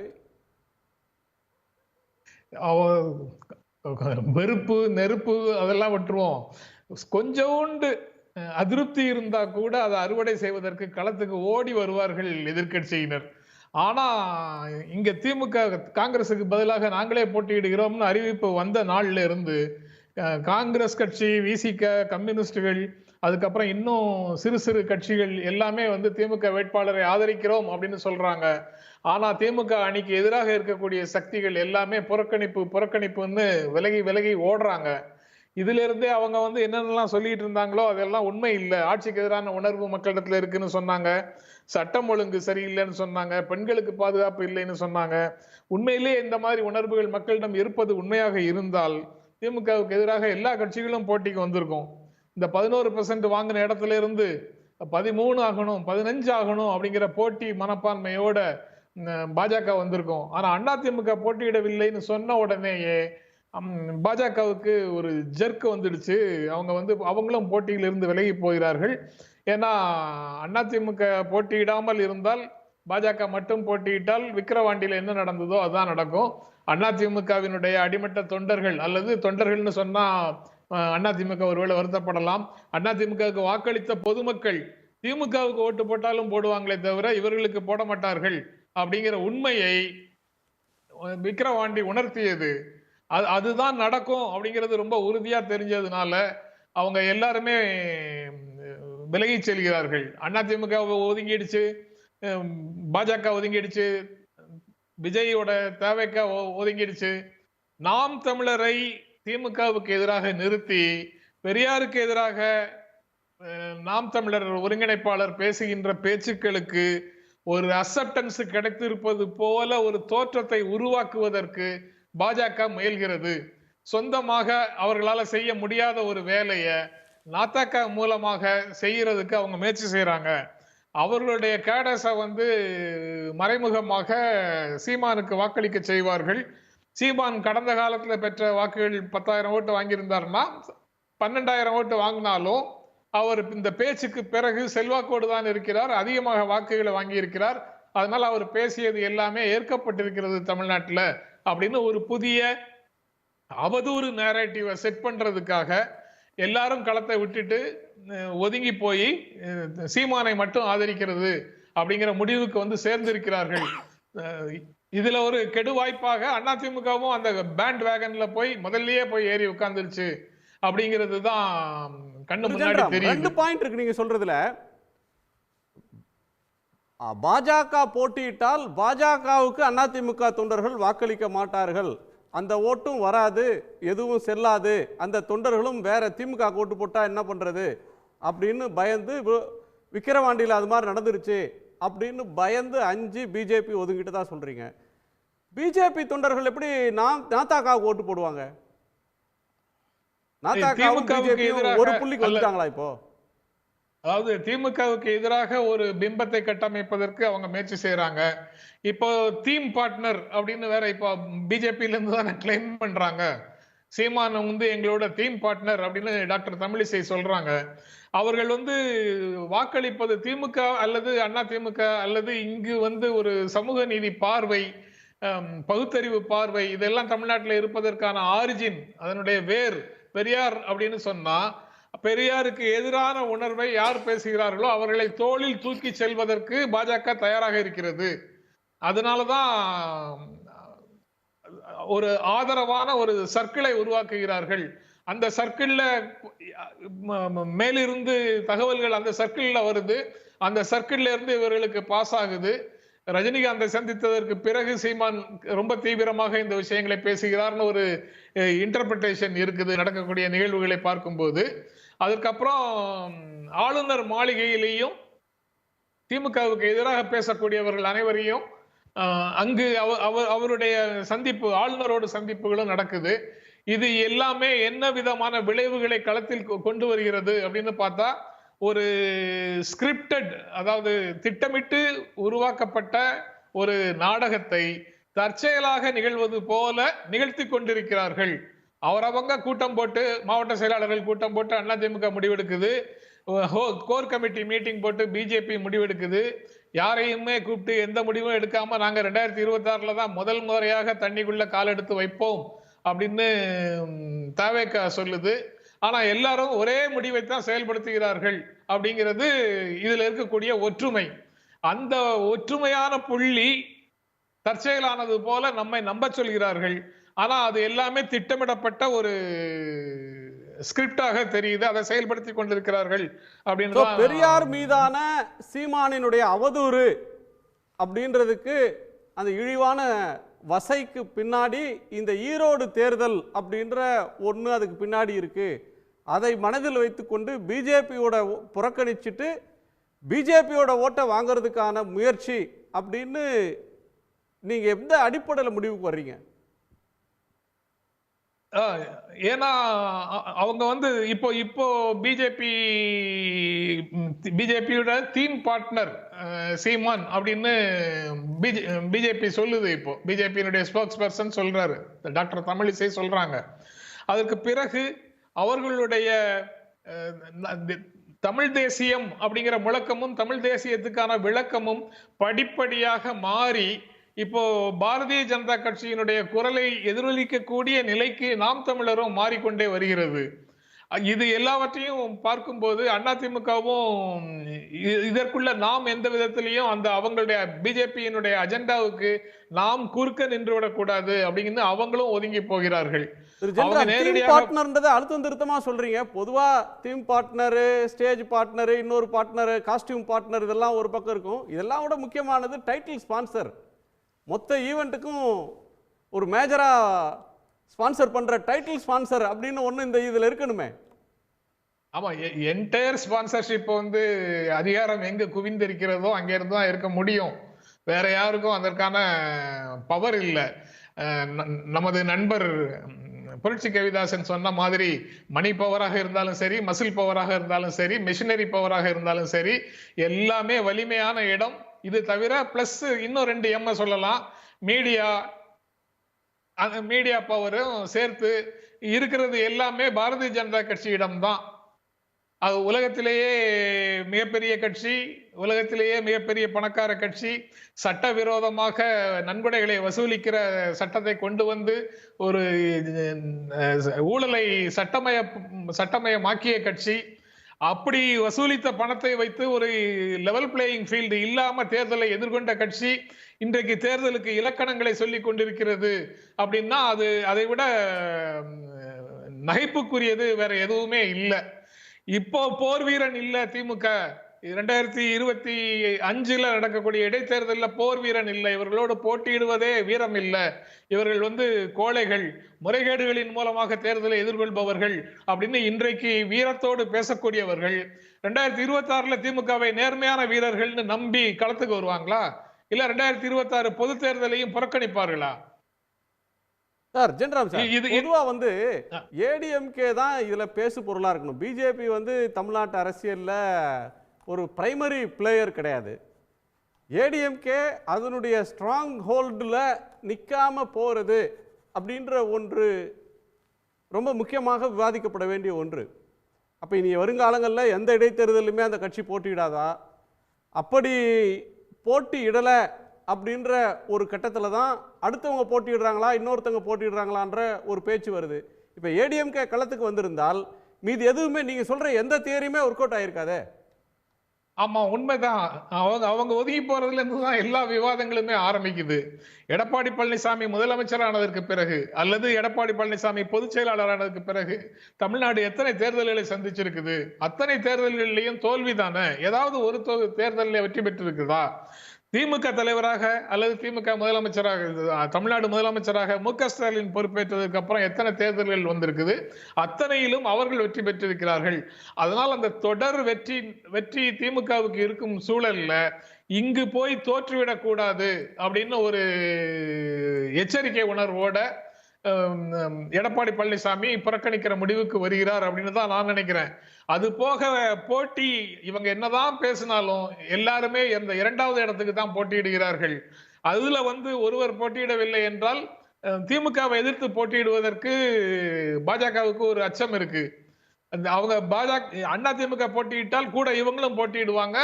இரண்டாவது இடத்துக்கு நெருக்கமாக வந்துட்டோமா இல்லையாங்கிறத அவங்க பேசுவாங்க.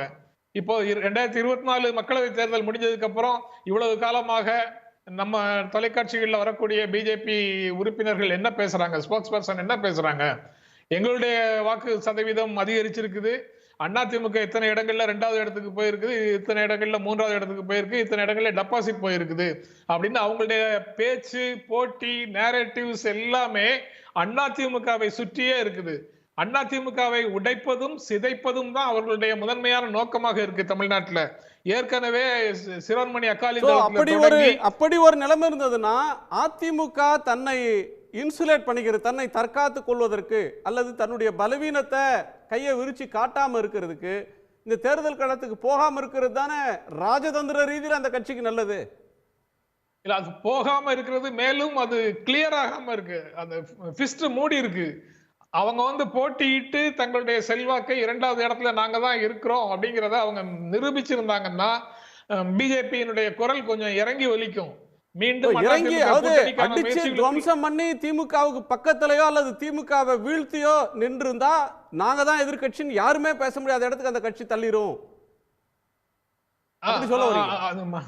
அதிமுக அந்த மாதிரி செய்ய முடியும். ஏன்னா அவங்க இதுவரைக்கும் நாள்தோறும் காலையில செய்தியாளர் சந்திப்பு, நாள்தோறும் அறிக்கைகள், ஏதோ ஒன்று 2ல ஏதாவது ஒன்று.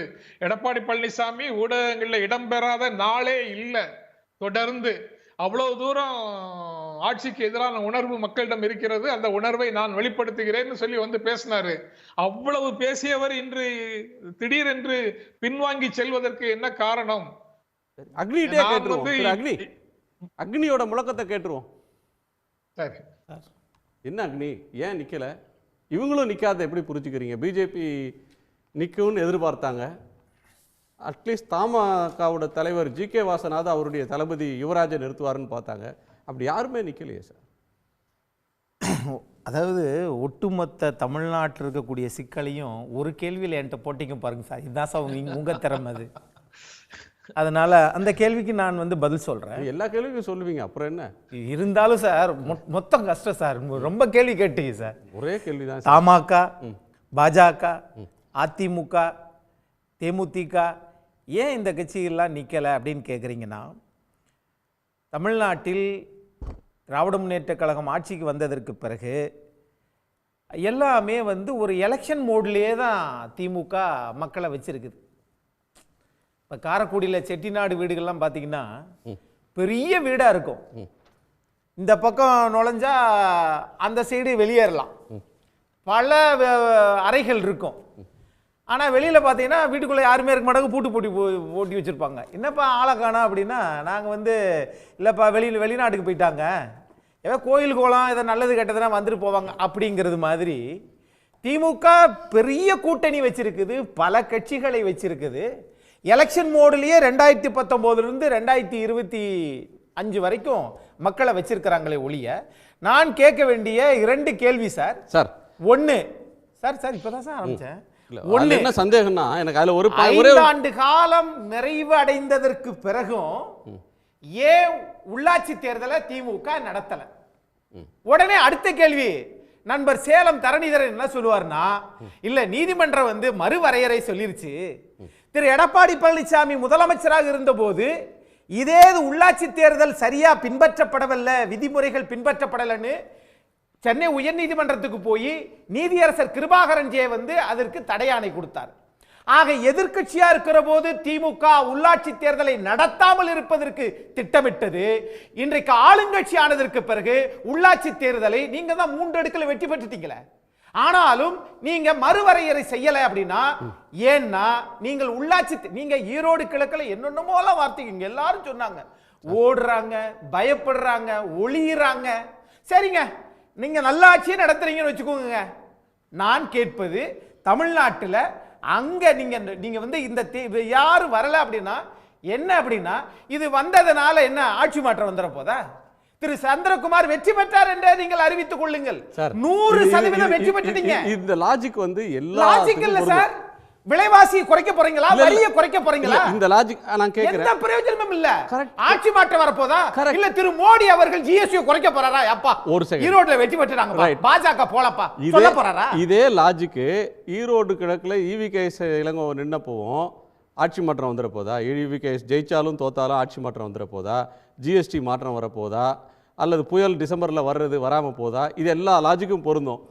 ஒரு வருஷத்துக்கு முன்னாடி EVKS நின்னப்ப அப்போ இடைத்தேர்தலுக்கு களத்துக்கு வந்த திரு எடப்பாடி பழனிசாமி இப்போ ஏன் வரல? அப்போ வந்தப்ப ஒரு லாஜிக்கு, இப்போ ஒரு லாஜிக்கா? சரி, இன்னொரு காரணம் இன்னொன்னும் சேர்த்து கேட்குறவங்கள, இப்போ விக்கிரவாண்டி தேர்தல் அப்பவே எடப்பாடி பழனிசாமி அவர்கள் நாங்கள் தேர்தலில் நிற்கலை, அது சரியாக வரலன்னு சொன்னார். மாவட்ட செயலாளரை கூப்பிட்டு நாங்கள் புறக்கணிக்கிறோம்ட்டாங்க. அப்போது எதிர்க்கட்சி கடமை செய்யறது தவறுது, அதிமுக தேர்தலில் வெற்றி தோல்வின்னு பார்க்கக்கூடாது, போய் நிற்கணும், என்ன இருந்தாலும் எதிர்த்து நம்ம பேசணும் அப்படின்னு களத்துக்கு வந்தது பிஜேபி. NDA சார்பில் போட்டியிடுவோம், அந்த வேட்பாளரை பாமக அறிவிக்குன்னு சொன்னாங்க. பாரதிய ஜனதா களத்துக்கு வந்தாங்கன்னா வெற்றி வீரர் மாதிரி பேசுறீங்க சார். இல்ல சார், ADMK ஒரு பிளேஸ்க்கு வராத புறக்கணிக்கிறதுக்கு ADMK எடுத்த நிலைப்பாட்டுக்கும் பிஜேபி எடுக்கிற நிலைப்பாட்டுக்கும் வித்தியாசம் இருக்கு. ADMK முன்னாடியே அந்த ஸ்டாண்டுக்கு வந்துட்டாங்க. இதோ பாரு, அவங்க கடமை தவறிட்டாங்க, நாங்க எதிர்க்கட்சி கடமை செய்யறோம்னு போன 3 மாசம் 6 மாசத்துக்கு முன்னாடி வந்தாங்க. ரெண்டு பேரும் சொல்ற காரணங்கள் வெவ்வேறு, ரெண்டு பேரும் எடுத்த காலமும் வெவ்வேறு. நீங்க அப்படி பார்க்க கூடாது. நீங்க 2012 புதுக்கோட்டை இடைத்தேர்தல் வந்துச்சு. அரசியலில் முதுபெரும் தலைவர் 60 ஆண்டுகளுக்கு மேல டெல்லியில எந்த பிரதமரை தேர்ந்தெடுக்க வேண்டும் என்று முடிவு செய்யக்கூடிய இடத்தில் திமுகவின் தலைவர் கலைஞர் கருணாநிதி இருந்தார் இல்லையா? ஏன் 2012 புதுக்கோட்டை இடைத்தேர்தலில் அவர் நிக்கல? சரி ரைட்டு, அந்த ஒரு தேர்தல் நீங்க நிக்கல. 2013 கூட்டுறவு சங்க தேர்தலில் திமுக நிக்கலையே, ஏன் நிக்கல? சரி, அது மட்டுமல்ல, RK நகர் என்னாச்சு?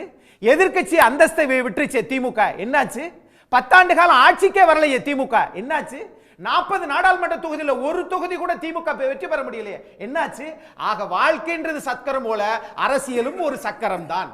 நீங்க இவ்வளவு வெற்றி பெற்றதற்கு பிறகு கூட்டணி பலமா இருக்கிறீங்கன்னா நீங்க அடிக்கடி ஒரு வார்த்தை சொல்லுவாங்க சார், நீங்க என்ன நீங்க இல்ல சார், திமுகவும் திமுக கூட்டணி கட்சியும், அதாவது அதிமுக அடிமை கட்சி, பாஜகவும் அதிமுகவும் கள்ள கூட்டணி. அதை எந்த பத்திராபீஸ்ல தான் இதை பதிஞ்சு வச்சிருக்காங்கன்னு தெரியல, கள்ள கூட்டணி. அப்ப நீங்களும் காங்கிரஸ் நல்ல கூட்டணியா? நான் இப்ப கேட்கிறேன், அடிமை கட்சி என்றால் எந்த செயல்ல நீங்க சொல்றீங்க? உடனே நீங்க சிஏக்கு கொண்டு போயிருவீங்க. நான் இப்ப கேட்கிறேன், ஒரு தொகுதியில தொடர்ந்து நீங்க நின்றதுக்கு பிறகு காங்கிரஸ் வாய்மூடி மௌனியாக இருக்கிறது என்றால் எதுவுமே பேசவே இல்லையே. அதே மாதிரி ஆதவர்ஜன் ஏதாவது பேசினா கட்சி விட்டு நீக்கி போறீங்களே. அப்போ கூட்டணி கட்சிகளை கூட என்ன முடிவுதான் எடுக்க வேண்டும், அதற்கும் அவர்கள் கைகொட்டி நீங்கள் என்ன முடிவெடுத்தாலும் ராஜா மகாராஜா நீங்கள் ஏற்றுக்கொள்கிறோம் என்று சொன்னால் அந்த ஜனநாயக தேர்தலை எதிர்க்கட்சிகள் புறக்கணிக்கிறது என்ன தவறு இருக்குன்னு கேட்கிறேன். இன்னும் சொல்ல போனா என்னுடைய விருப்பம், அது நாம் தமிழர் சீமான் அவர்கள் தந்தை பெரியாரை பற்றி பேசியது தவறு, அதுல எனக்கு மாற்றம் இல்லை. 96 வயது வரைக்கும் ஒரு கவுன்சிலரா கூட நிக்காத எம்எல்ஏ கூட ஆசைப்படல. அவர் வேற சொல்லி எல்லாரும் எம்எல்ஏ எம்பி நல்ல பணம் வசதி எல்லாம் சம்பாதிச்சாங்க. ஆனால் தந்தை பெரியார் அதற்கு ஆசைப்படவில்லை. நீங்கள் எதற்கு தந்தை பெரியாரை விமர்சிக்கிறீர்கள்? உள்நோக்கம் என்ன?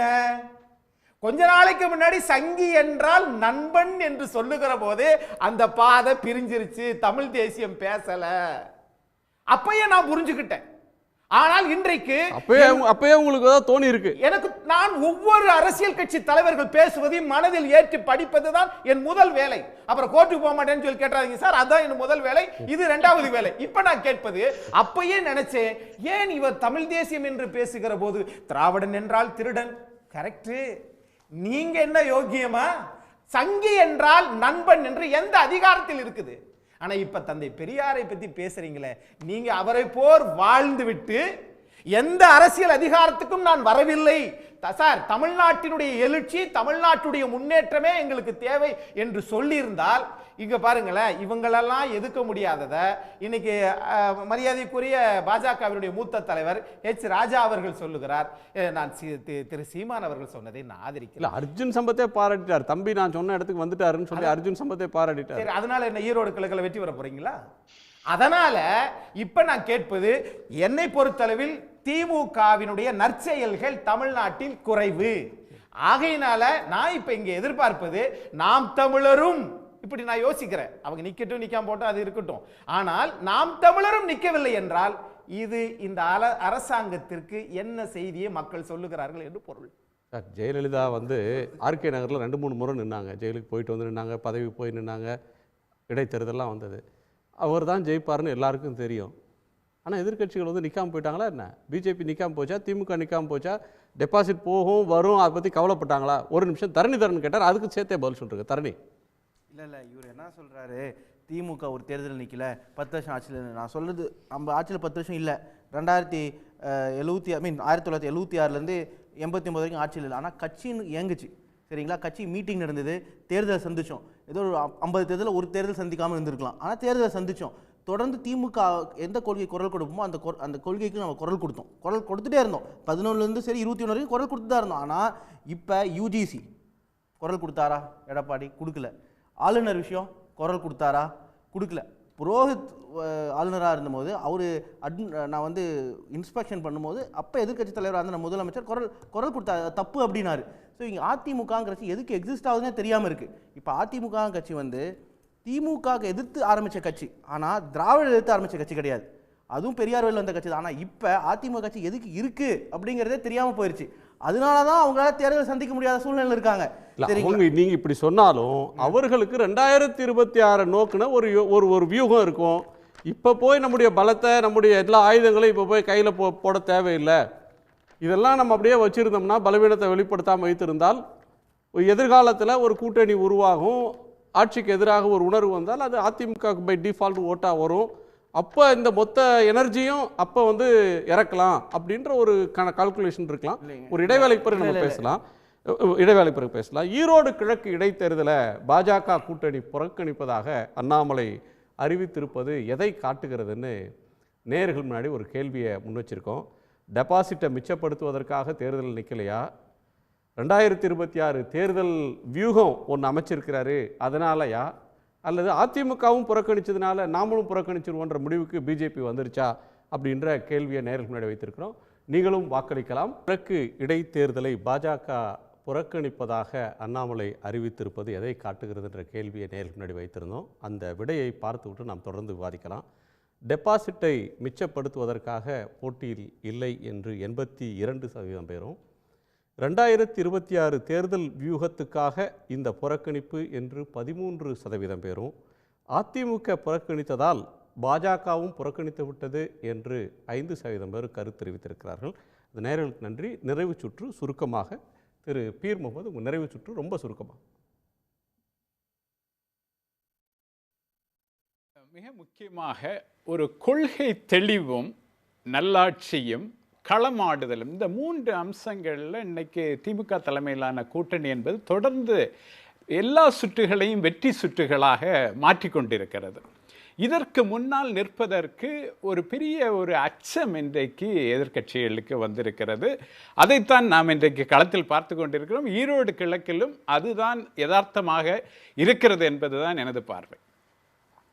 திரு அக்னி, தமிழ்நாட்டின் மாண்புமிகு துணை முதலமைச்சர் திரு உதயநிதி ஸ்டாலின் அவர்கள் சொல்லியிருக்கிறாரு, அதாவது உங்களுக்கெல்லாம் பயம் 10 இதில் தோத்துட்டாங்க அப்படின்னு சொல்லியிருக்கிறாரு.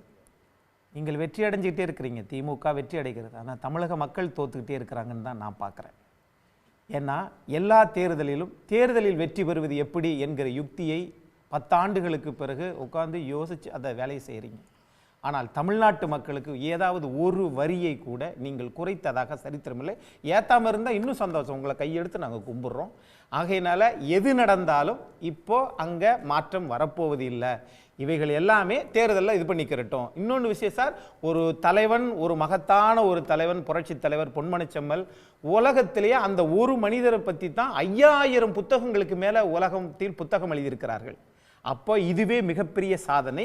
அப்படிப்பட்ட இன்னைக்கு 440 பொறியியல் கல்லூரிகள் இருக்கிறது என்றால் அந்த அதிமுகவினுடைய திட்டத்தினால் இருந்துச்சு. அஞ்சுவது யாதொன்றுமில்லை, அஞ்ச வருவதும் இல்லைன்னு சொல்லி 7ஆம் நூற்றாண்டில் அப்பரடிகள் பாடினது தான் செல்வி ஜெயலலிதா அம்மா வாழ்நாள் முழுவதும் கடைபிடித்தார்கள். அதே போக்கோடு அதிமுகவினுடைய தலைவர்கள் நீங்க என்ன சொன்னாலும் சரி, 2026 ஆட்சி மாற்றம் உறுதியாக ஏற்படும். அதற்காகத்தான் ஒரு தேர்தலில் எத்தனை தடவை தேர்தலுக்கு நிற்பாங்க சார்? நன்றி சார். திரு புரட்சி கவிதாஸ். ஈரோடு என்பது தமிழ்நாட்டுடைய அரசியல் சரித்திரத்தினுடைய தலையெழுத்தை ஒரு அரை நூற்றாண்டுக்கு மேலே புரட்டி போட்ட ஒரு முக்கியமான இடம். அப்படிப்பட்ட அந்த சரித்திரத்தால் முறியடிக்க வேண்டும் என்கிற அடிப்படையில் ஈரோட்டில் தோற்பது தான் எதிர்க்கட்சிகளுக்கு வெற்றி. தோற்பதிலே கூட ஒரு வெற்றிக்கான விதை சூத்திரம் இருக்கிறது என்பதை சொல்லப்போகிற தேர்தல் இந்த தேர்தல். குறிப்பாக சீமான் அவர்களை பற்றி நீங்கள் பேசும் பொழுது சங்கி என்றீங்க. சங்கி என்பது அசிங்கமான சொல்லல்ல, சகோதரனுக்கான சொல்லுதான். சங்கம் என்கிற சொல்லிலிருந்து வந்ததாகத்தான் இலக்கண நூல்கள் காட்டுகின்றன. அது மாதிரி பெரியார் விமர்சனத்திற்கு அப்பாற்பட்ட இல்ல சொல்லுங்க. தங்கி என்பது அது வேற சார், உங்களுடைய விருப்பம் சார், ஒரு சொல்லை பயன்படுத்தலாம். ஆனா தமிழ் சங்கம் எத்தனை ஆண்டுகளுக்கு முன்னாடி கனெக்ட் பண்றீங்க பாருங்க, இதுதான் உங்களுடைய அறிவித்திறன். சங்குல இருந்து தமிழ்ல இருந்து வந்த சங்கம் இல்ல, சங்கம் அப்படிங்கிறது சங்கம் தாங்க. சங்கம் சரணம் கச்சாமி உங்களுக்கு பௌத்த மதம் எங்க சங்கம் சங்கம் சார், சங்கம் சரணம் கச்சாமி சங்கின்னு வரல சார். நீங்க சுதந்திரமா கண்டுபிடிச்ச ஒரு விளக்கத்தை அதனால பௌத்த மதத்திலிருந்து சங்கம், சங்கத்திலிருந்து தான் சங்ககாலம், சங்ககால நூல்கள், முதற் சங்கம், இடைச்சங்கம், கடைச்சங்கம். அதனால கழகங்கள்னு சொல்லுவாங்க. பாஜக ஆட்சியில் இல்லையே அப்படின்னா நீங்க ராஜகோபாலன் ஜி, இலகணேசன் ஜி அப்படின்னு சொல்லி ஜியை பின்னாடி சேர்க்கிற மாதிரி அது மரியாதைக்குரிய விகுதினா இதெல்லாம் சங்கி புரட்சி கவிதாசன் சங்கி சோன் சோ சங்கி சோன் சோன் சொல்லி பெருமையா அவங்களே சொல்லிருக்காங்க. அவங்க சொல்றது இல்ல, இதெல்லாம் அவங்க கிளைம் பண்ணிட்டு பெருமையோடு ஏற்றுக்கொள்கிறேன். சங்கி இல்ல, சங்கி என்பது வெட்கப்பட வேண்டிய சொல் அல்ல, நான் பெருமையோடு ஏற்றுக்கொள்கிறேன். ஆனால் பெரியார் அவங்க தேடி எடுத்துக்கொண்டது, நீங்க தேடி எடுத்துக்கொண்டது. பெரியார் இன்றைக்கு பெரியார் 360 டிகிரி கோணத்தில் விமர்சனத்திற்கு உள்ளாக்கப்படுகிறார். பெரியார் திருக்குறளை பற்றி எவ்வாறு கேவலமாக பேசினார், நம்முடைய முத்தமிழ் காப்பையும் சிலப்பதிகாரத்தை பற்றி எவ்வளவு கேவலமாக பேசினார், தமிழை காட்டுமிராண்டு மொழி என்று சொன்னார், தமிழச்சுடைய கற்பை புனிதத்தை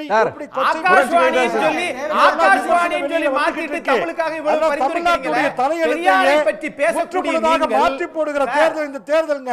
இங்க பாருங்க, புறக்கணிப்பு என்பதும் ஒரு கருவி.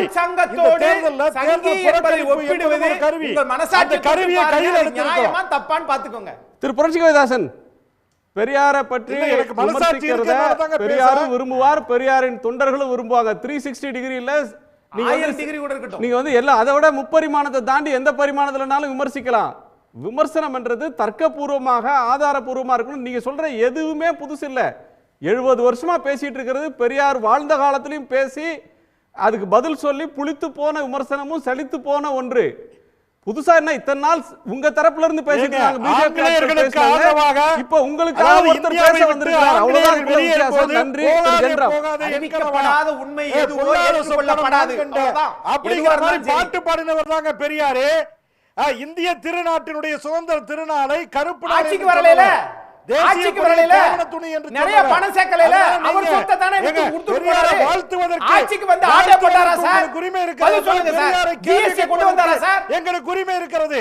பெரியாரை கேள்வி கேட்பதற்கு இந்தியாவில் விற்பதற்கு கூட உரிமை இருக்கிறது. ஆனால் நீங்க வாழ்ந்த ஒரு தலைவரை 96 வயதிலும் எந்த பதவியும் ஆசைப்படாத ஒரு தலைவரை விமர்சிப்பது சரியான அரசியலான்னு நான் கேட்கிறேன். நீங்க பேசுங்க, எதை வேணாலும் பேசலாம். காந்தியை கூட நீங்க திட்டலாம், பெரியாரையும் திட்டலாம். அதனால் தமிழ்நாட்டு மக்கள் ஏத்துக்கிறாங்கன்னா காலம் மக்களும் பதில் சொல்லட்டும். என் பார்வை காலம் பதில் சொல்லும் சார், காலம் பதில் சொல்லும், கண்டிப்பா பதில் சொல்லும். சுதந்திர போராட்டத்துல அவர் விடுதலை நாள்னே அதை ஏற்றுக்கொள்ளல, துக்க நாள் அப்படின்னாரு. பிரிட்டிஷ் இருந்து பிராமினுக்கு பவரை, பிராமின் அண்ட் பனியாக்கு மேட் ஓவர் பண்ணி கொடுத்துட்டு போறாங்க, இந்த தேசத்தை எழுதி கொடுத்துட்டு போறாங்க அப்படின்னு அவர் விமர்சித்தார். இதெல்லாம் ஆவணமாகத்தான் இருக்கு, அதுல மறைபொருள் ஒன்றும் இல்லை. இந்தியாவை நேசிக்கிறதுன்னு சொல்ற நீங்க RSS சுதந்திர போராட்டத்தில் என்ன கலந்துக்கிட்டீங்க, அதுல பங்கேற்ற மாபெரும் தலைவர்கள் யாரு? வரலாறு ஒரு ஒழுங்கா நேருவுக்கும் படிங்க சார். காந்திக்கும் வரலாறு பட்டேலுக்கு ஒழுங்கா ஈடான படிங்க. தலைவர்கள் அதுல யார் வீர இருக்காங்க சாவர்கர், அப்படின்ற கேள்வியை காங்கிரஸ் அதாங்க, தொடர்ந்து வீர கேட்டுட்டே இருக்கு. சாவர்கர், வீர சாவர்கர் அந்தமான் சிறையில சார், அவர் மன்னிப்பு கடிதத்துக்கு மேல மன்னிப்பு கடிதம் எழுதி கொடுத்தவர் சார். அதுவும் வரலாறுல இருக்கு. மன்னிப்பு கடிதம் கேட்டார், கொடுத்திருக்கிறார். சரி, நம்ம விவாதம் இல்ல, அது நீங்க மருத்துவர் ஆகணும்னா சமஸ்கிருதம் தெரிந்தால் தான் மருத்துவம் என்கிறதா?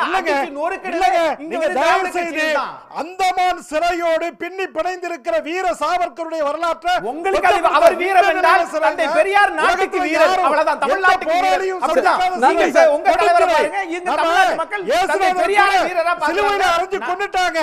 ஆனா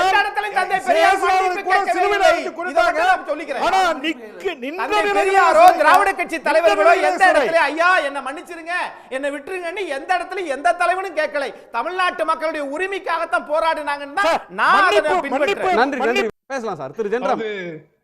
2021 சட்டப்பேரவை தேர்தலின் போது அங்கு போட்டியிட்ட தமிழ் மாநில காங்கிரஸ் 38% வாக்குகளை பெற்றது. அதிமுக அதுக்கப்புறம் EVKS இளங்கோவனோடு போட்டியிடும் போது 25% வாக்குகளைத்தான் பெற்றது. இப்போது போட்டியிட்டால் அதை விட குறையும் என்ற காரணத்திற்காக அதிமுக தயங்கி இருக்கக்கூடும். அதிமுக களத்தில் நிற்காம மற்ற கட்சிகள் போட்டியிட தயாராக இல்லை. அதனால பாஜகவும் விலகி போயிடுச்சு. அதனால அவங்க ஒரு காமன் த்ரெட் ஒன்று எடுத்துக்கிட்டாங்க ஸ்ட்ராட்டஜிக்கல்லி. நேரடியாக நாம கூட்டணிக்குள்ள வரல, ஆனா நாம எல்லாரும் ஒருவரை ஆதரிப்போம் அப்படிங்கிற ஒரு முடிவுல நாம் தமிழர் கட்சியை ஆதரிக்கும் முகமாக 3 பெரிய கட்சிகள், அதாவது களத்தில் இருக்கக்கூடிய எதிர்த்தரப்புல இருக்கக்கூடிய 3 கட்சிகளும் அதிமுக, பாஜக, விக்கிரவாண்டியில நாத்தாக்கா தலைவர் போய் எம்ஜிஆர் ஜெயலலிதா அவர்களை பாராட்டிலாம் பேசினாரு. ஆனா அதிமுக தொண்டர்கள் ஓட்டு போடல. இப்ப அதிமுகவை அவர் பாராட்டுறதோ எம்ஜிஆரை பாராட்டுறதை நிறுத்திட்டு பெரியார் அட்டாக் வந்திருக்கிறாரு. பிஜேபி ஓட்டு போடுதா? அந்த ஓட்டு அங்க டிரான்ஸ்பர் ஆகுதா, டிஃபால்ட் போகுதான்னு பார்க்கணும். டிரான்ஸ்பர் ஆகாது. ஆனா அவங்க அப்படி ஒரு முயற்சிக்குள்ள போறாங்கன்னு தான் சொல்றேன். ஆனா அவங்க நினைக்கிற மாதிரி அது டிரான்ஸ்பர் ஆகாது. திமுகவுக்கு தான், அதிமுகவுக்கு வாக்களித்த சாதாரண மக்கள் இந்த 3 ஆண்டு கால 4 ஆண்டு கால ஆட்சிக்கு பிறகு அவங்க திமுகவுக்கு தான் வாக்களிப்பார்கள். நன்றி சார். நன்றி. ஒரு ஒன்லைன். இப்ப அக்னீஸ்வரன் பேசிட்டு இருந்தபோது திருப்பி சொன்னார், திமுக தேர்தல் வேலையிலே இருக்காங்க, அதனாலதான் ஜெயிக்கிறாங்க. ஆனா இது மக்களை கொச்சப்படுத்துற விஷயம். என்னதான் ஒரு கட்சி வேலை செஞ்சாலும் மக்கள் அவங்களுக்கு யாருக்கு ஓட்டு போடணும் அவங்க தான் போட போறாங்க. சரிங்களா? யாரும் வீட்டில் சொன்னாவே தமிழ்நாட்டில் இருக்க மகளிர் கேட்கறது இல்லை, புருஷன் சொன்னாவே கேட்கறது இல்லை. அதான் தமிழ்நாட்டோட சித்தாந்தம். ஏன்னா அது பெரியார் காலத்திலிருந்து வருது. அதை இவர் கொச்சப்படுத்துறாரு. இன்னொரு விஷயம், ஒரு அரசியல் கட்சியோட வேலை என்ன? கட்சியோட கொள்கைகள், கட்சி அரசோட சாதனைகள் எடுத்துட்டு போய் மக்கள்கிட்ட சேர்த்து அதை நாங்கள் செய்கிறோம். அதிமுக வேலை செய்யல அப்படிங்கிறதுக்காக நீங்க ஏன் வேலை செய்யணும்னு கேட்குற மாதிரி இருக்கு. ஒரு மாணவர் நீ ஏன்பா படிக்கிற அப்படின்னு கேட்குற மாதிரி இருக்கு. அது அவங்க பிரச்சனை. இப்போ பாஜக எவ்வளவோ பேசினார். ஆனால் ஒரு விஷயம், உலகத்தில் இருக்க புகழ்பெற்ற திங்க் டேங்க் ஸ்வீடன் சேர்ந்தது வீதம், அவங்க என்ன தெரியுமா சொல்றாங்க மோடி அரசை பற்றி? India is become an electoral autocracy. தேர்தல் சர்வாதிகாரம் ஆகிவிட்டது அப்படிங்கிறாங்க. இந்த தடவை 24 தேர்தலுக்கு அப்புறம் எவ்வளோ பேர் வாக்களிச்சாங்கிறதையே ஒன்றிய பாஜக அரசு கீழே இருக்கிற எலெக்ஷன் கமிஷன் சொல்லல. அது உச்சநீதிமன்றத்துக்கு போனதுக்கு அப்புறம் தான் அதையே வெளியிடுறாங்க. அந்த அளவுக்கு மோசமாக இவங்க தேர்தல் நடத்திட்டு இருக்காங்க. ஏதோ இவங்க நம்ம எங்கள் அரசாங்கத்தை மோசமாக யூஸ் பண்ணுற மாதிரி ஒரு பொய் பிரச்சாரத்தை பாஜக செய்தியாளர் பண்ணிட்டு இருக்காரு. இன்னொரு விஷயம் பாஜக பண்ணுறது என்ன? இடி, சிபிஐ இன்கம் டேக்ஸ் அவங்களோட கட்சியோட அணிகள் போல செயல்பட்டு எந்த எதிர்கட்சி தலைவர் சிறப்பாக செயல்பட்டாலும் அவங்க மேலே ஜெயிலுக்கு எடுத்து போட்டுடுறாங்க. இதெல்லாம் இருக்கும்போது இங்கே ஏதோ இங்கே திமுக நாங்கள் ஏதோ ஒழுங்காக செயல்படாத மாதிரி பேசுறது ஒரு வியப்பான விஷயம். எதனால் இவர் பங்கேற்கல தேர்தல்னா, பாஜகவை பொறுத்த வரைக்கும் அண்ணாமலைக்கு பதவி காலம் முடிய போகுது. அவரு ஒரு பிம்பத்தை கிரியேட் பண்ணி வச்சிருக்காரு டெல்லியில். நம்மளே நமக்கு தெரியாது. அதனால அவர் சந்திக்கல. 5% கீழே மேலே வராதுங்கிறதுனால அவர் சந்திக்கல. அவ்வளோதான் விஷயம். நன்றி சார். நன்றி. உங்க எல்லோருக்கும் நன்றி. மீண்டும் சந்திப்போம். இது கேள்விக்களம், மக்களின் மேடை. உடனுக்குடன் செய்திகளை தெரிந்து கொள்ள சன் நியூஸ் பெல் ஐகானை கிளிக் பண்ணுங்க.